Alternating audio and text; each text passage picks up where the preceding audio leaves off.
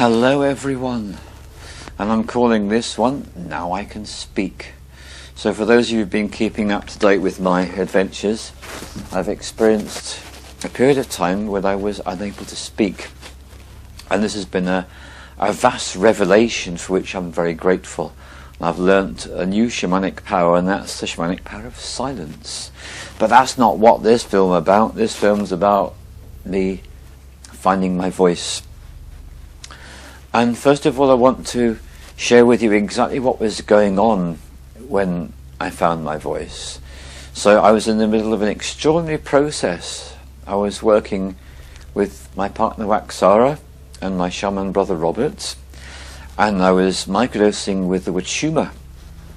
And while all this was going on, a healing process came into being.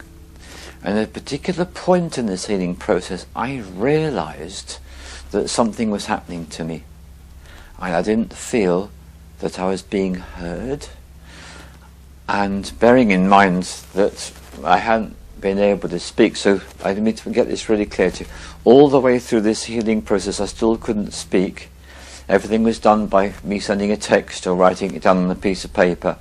So I'd had this going on for some days. Couldn't speak, in the middle of healing process, working with the white medicine, and suddenly I realized I didn't feel I was heard.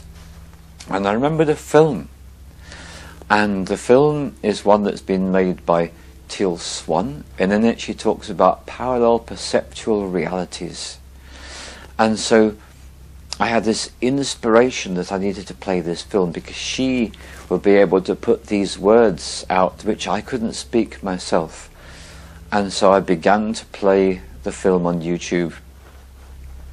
And what happened is, during the film, when she said something that really moved me, that I totally resonated with, I found myself speaking quite loudly the word yes, or that's right, that's what I'm talking about, with hand gestures.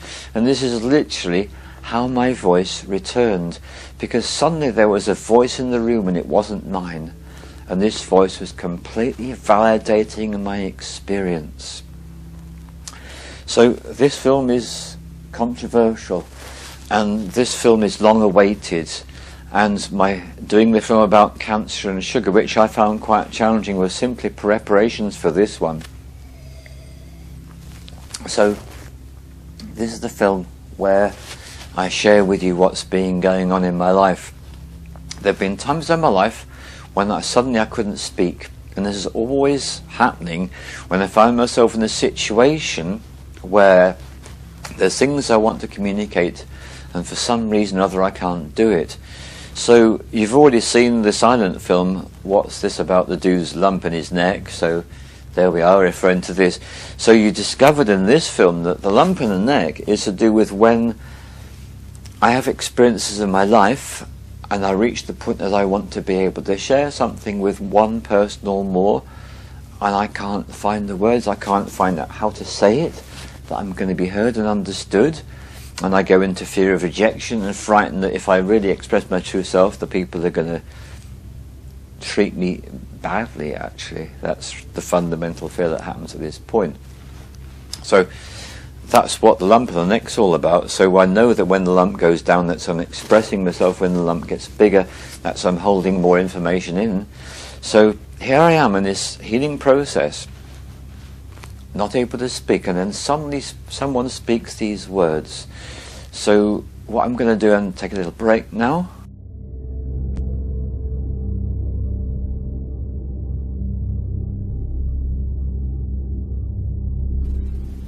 So here we are back on part 2.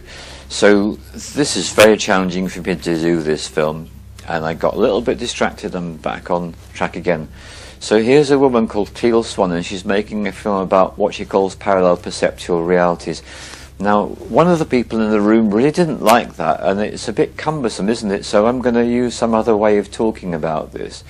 So what I'm saying is that there are times in a person's life when, if they are not heard, not understood, and it's really obvious that people with them don't understand them or get them at all, this can cause them to go into another place. So I'm going to call it another place.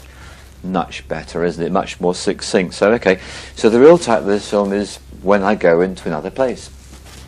That's good, because I had no idea when it was at the start of the film. So what happens is, if I get triggered, I go into another place.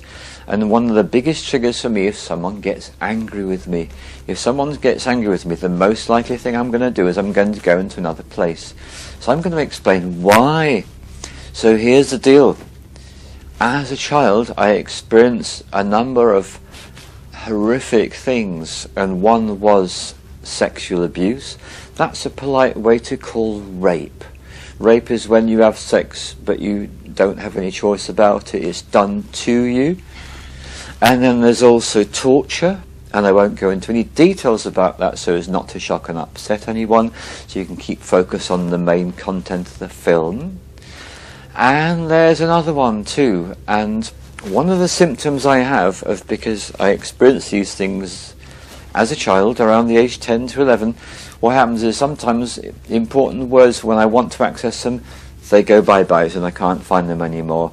So it was rape, torture and something else, can't remember something else. Because these things have happened to me, what this means is that when something happens in my here and now everyday life, and it triggers, that's the third one. The third one was violence. I'm sorry, it's so obvious. It's either rape, torture or violence. Of course it is, the glorious three. So basically I had childhood experience of rape, torture and violence. So if someone gets angry with me in the present day, that triggers me, and when I'm frightened of it, I'm either going to get raped again, or I'm going to get tortured again, or I'm going to experience violence again. Now I'm sufficiently aware enough to know that I'm in 2017, that it's not like I'm going to get raped or tortured, but the threat of violence is very real. Because to me I associate the expression of anger with those three things: rape, torture and violence. So whenever I express this anger, I'm frightened I'm going to get raped, tortured and violent. It's done against me. So what happens is I go to another place. This other place I go to is a very lonely place. And it's a place of unspeakable pain and torment. That's right. It's so unspeakable it can't be described in words. This is pretty tough, isn't it? Yeah, it sure is. So here's the thing. The reason I'm bothering to make this film is not about me, it's about people all over the world.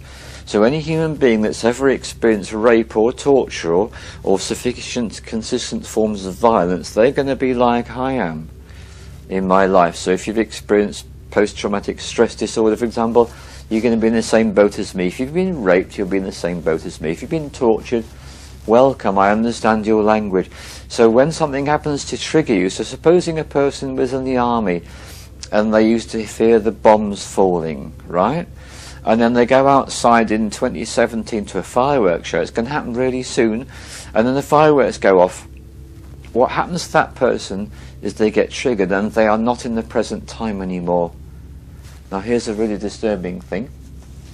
For those of us who've been through these experiences, this reality that you call the everyday consensus reality is not the strongest thing we know of. We know of something much more compelling and much stronger and much more powerful. And it can wipe this reality out just like that. So some people might have to take really strong drugs to wipe out this reality. We don't have to take anything. All that has to happen is that something has to trigger us. So the soldier with PTSD, fireworks show, that's enough. In my case, someone getting angry, that's enough. So when this state is triggered, what happens? I go into this other place. And this other place is of unspeakable, indescribable pain, horror, torment.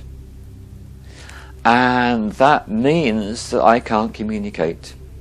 So at that moment in time, anyone who's with me, I appear to have checked out. I seem to have gone somewhere else. That's because I did. I went to this other place.